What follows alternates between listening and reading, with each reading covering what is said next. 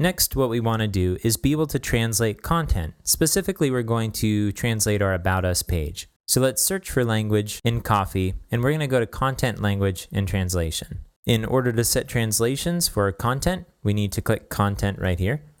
And we need to select the content type that we want to be able to translate. The About Us page is a basic page, so we'll check that. And now we can set which fields we want to translate. At this time, I feel like title and body are the only two we need to modify. So I'm going to uncheck everything else. And I'll scroll down and click Save Configuration. And now I'm going to go to the About page, start on the home page, and I'll click About. And now we have a new Translate tab, so I'll click that. For Spanish, let's click Add.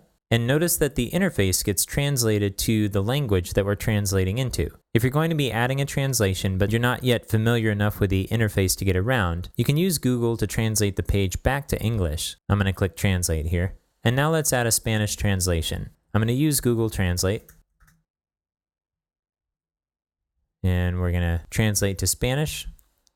I'll paste this in and correct the capitalization. And now I'll copy the content and paste it in. And this won't be perfect, of course, but it's a good start. And I'll paste this in. Now I'll save. And here's our translated version. Notice that the URL is also different. It uses the Spanish in the URL. If we wanted to be able to see the original URL, but translated, we can change our language in our profile. So I'm going to go to Admin, Edit My Profile. We're in the ES prefix, so I'm going to undo that to get back to English.